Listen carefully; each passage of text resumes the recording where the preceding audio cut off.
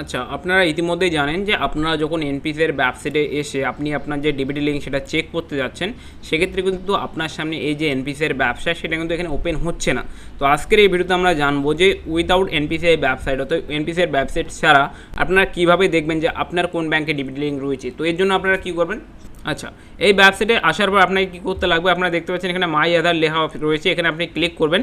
Click করার সঙ্গে সঙ্গেই আপনার সামনে এখানে একটি অপশান চলে আসবে, সেটা হচ্ছে আধার সার্ভিস বলে। এই আধার সার্ভিসের নিচের দিকে যাবেন এবং আপনি এখানে দেখতে পাবেন ব্যাঙ্ক সেটিং স্ট্যাটাস বলে একটি অপশান, এখানে আপনি ক্লিক করে দেবেন। এখানে যখনই আপনি ক্লিক করবেন তারপর কিন্তু আপনার সামনে যে ওয়েবসাইট একটু লোডিং নেবে এবং নেওয়ার পর কিন্তু আপনার সামনে আর একটি নতুন পেজ ওপেন হয়ে যাবে। তো দেখতে পাচ্ছেন এখানে কিন্তু একটি নতুন পেজ ওপেন হয়ে চলে এসেছে। তো আমরা একটু নিচের দিকে চলে যাব এবং নিচের দিকে গেলে আপনারা দেখতে পাবেন এখানে দেওয়া রয়েছে bank setting status, click here to find your bank setting status. তো আপনারা এখানে ক্লিক করবেন। এখানে ক্লিক করার সঙ্গে সঙ্গে আপনার সামনে আরও একটি পেজ চলে আসবে, যেখান থেকে আপনাকে কিন্তু আপনার যে আধার নম্বর রয়েছে সেই আধার নম্বরটি আপনাকে এখানে দিতে লাগবে।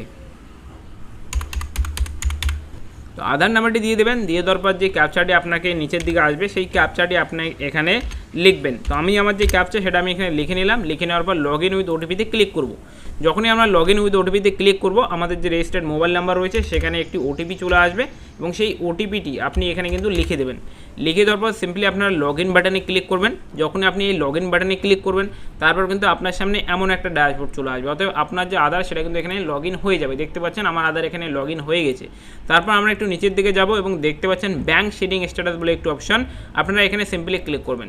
যখনই আপনি এখানে ক্লিক করবেন তারপর কিন্তু আপনার সামনে দেখাবে যে আপনার কোন ব্যাঙ্ক অ্যাকাউন্ট আপনার সেই ডিবিটিতে লিঙ্ক রয়েছে, অতএব আধারের সঙ্গে সেটিং রয়েছে। তো আপনারা দেখতে পাচ্ছেন এখানে যে আমার ব্যাঙ্ক সেটা কিন্তু এখানে দেখাচ্ছে এয়ারটেল পেমেন্ট ব্যাঙ্ক লিমিটেড, যেটা আমার এখানে লিঙ্ক হয় 12/3/2026। তো এখান থেকে কিন্তু আপনি আপনার যে ব্যাঙ্কের নাম সেটা দেখতে পাবেন, সঙ্গে অ্যাক্টিভ রয়েছে কিনা সেটাও আপনারা জানতে পারবেন, সঙ্গে আপনি কবে সেটা অ্যাক্টিভ করেছেন সমস্ত বিষয়টা আপনারা এখানে দেখতে পাবেন। তো এইভাবে কিন্তু আপনি চাইলে আপনার যে আধার ডিবিটি লিঙ্ক আপনার কোন ব্যাংকে রয়েছে সেটা আপনি জানতে পারবেন। তো অবশ্যই চ্যানেলটিকে সাবস্ক্রাইব করে রাখুন আর ভিডিওটিকে লাইক করে দিন, আর এই ভিডিওটা আপনি আপনাদের পরিবারের সদস্যদের সঙ্গে শেয়ার করে দিন, তারাও যাতে দেখতে পারে যে তাদের কোন ব্যাংকের সঙ্গে তাদের ডিবিটি লিঙ্ক রয়েছে।